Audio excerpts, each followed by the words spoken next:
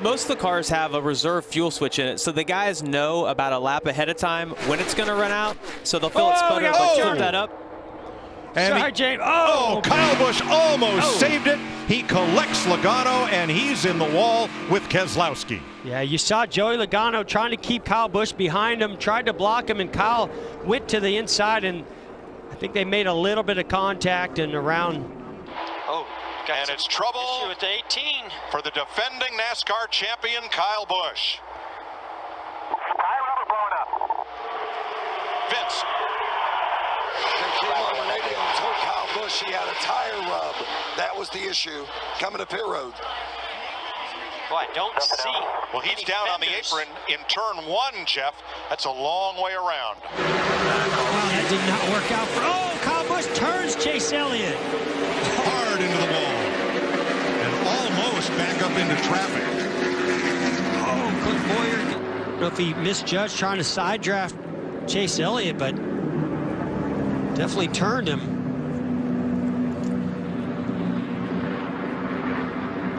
A very unhappy Chase Elliott climbs out of that car. You can see he's taking his time. He wants to see somebody first, or. Yep, he was in position to have a chance to win it.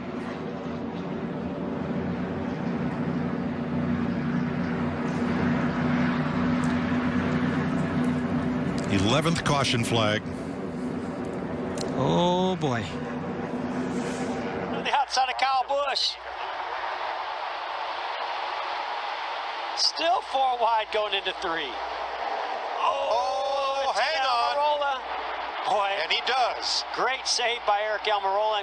Kyle Busch. For Kyle Busch. He got way loose coming off the corner, and they just fly on by him. Boy, did he and Stenhouse make some contact and cut that tire down. I think that is his problem.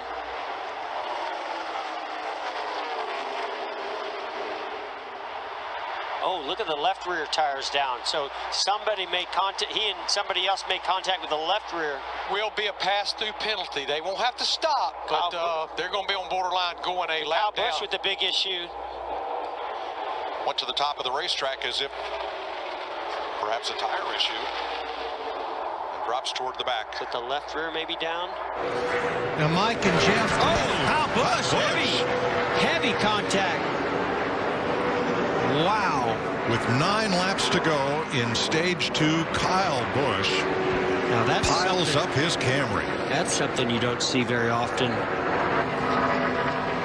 And so virtually we don't know if there was contact. There was a lapped car involved as Kyle Busch was racing Ryan Blaney.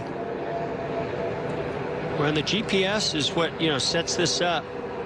And I mean, to me, that thing is usually pretty accurate, that virtual car, as far as from positioning. So pretty good chance that somehow Blaney was able to get to the inside of the 18 and they made contact. But we'll have to hear from Kyle Busch to. You can see there the little damage to that left rear that would indicate that 2 cars came together. Has to check up. They all check up behind him. And the 4 almost got into 22. Now they're 3 wide. And around goes the 18. He catches the 19. Mark Truex Jr. into the wall. Straight. Get going. They're wrecking behind it. Pick it up a little bit. Contact. Cole Custer involved. From the highest of high to now the low. Cole Custer wins at Kentucky and now wrecks out at Texas. And that wreck started at the front of the pack on the exit of turn 4. Didn't have the room. Look at that. Yeah. There's got to be damage on that 18 car. I'm telling you, the splitter actually held up pretty well considering what we usually see going through there.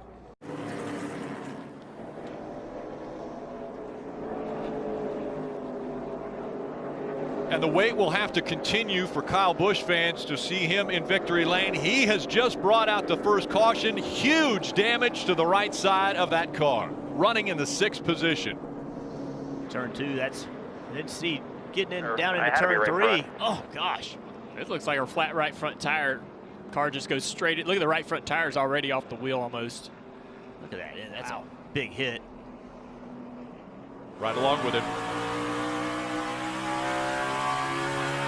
Tight again.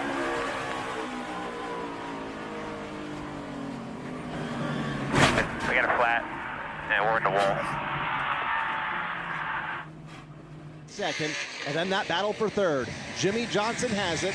Clint Boyer within a car length. 3 more back to Martin Truex Jr. He runs in 5th. Working the banking of turn. Whoa, trouble off of turn number 2. That's NASCAR 2. It's Kyle Busch. The car will break loose. He'll spin around and slam into the outside wall. He faces the wrong way up the Daytona super stretch, and there is a lot of damage on Kyle Busch's Toyota Camry right now as he has left the accident scene just outside of turn 8. Boy, what a wheeling opportunity for Kyle Busch. By wheeling, you know what I mean, Rusty Wallace. He's coming up. He had just hit 4th gear.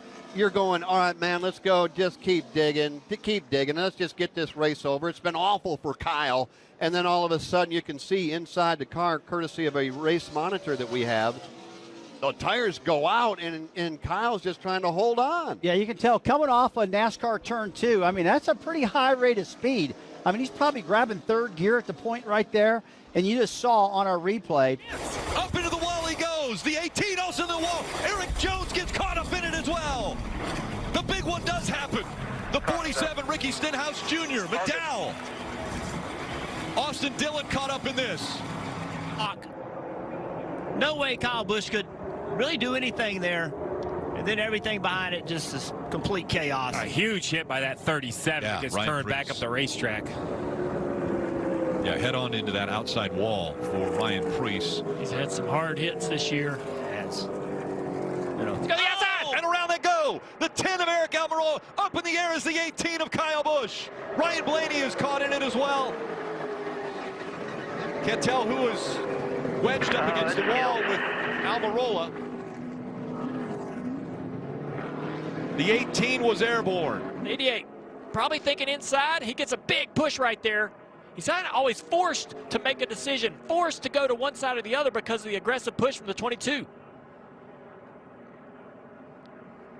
If the 88 lifts and doesn't do anything, he's likely to turn into the fence. Yeah, just such a big push from behind. So you see right here, Logano pushing him. They get to the outside. I think they just make contact. I'm not even sure he meant to go there. Yeah, I don't think pushed so hard. I don't think the 10 actually moved to block. I think he actually just had contact from the right rear quarter panel from the 88. Yeah, that's what it just. Oh, and they're back behind. Wow. Caution comes out before they get to the finish line. Look who's in it. Once again, Kyle Busch in the 18. The 4 of Kevin Harvick. Wow. Look at the damage to that 18. What a day it's been. We'll have to see if the caution did indeed come out. They did not get the white flag, we're being told by NASCAR. So that means they'll try it again. They throw the caution and that's the worst case scenario for the 18. Oh, the 18 gets turned sideways by a push from the 8 car. Tyler Reddick.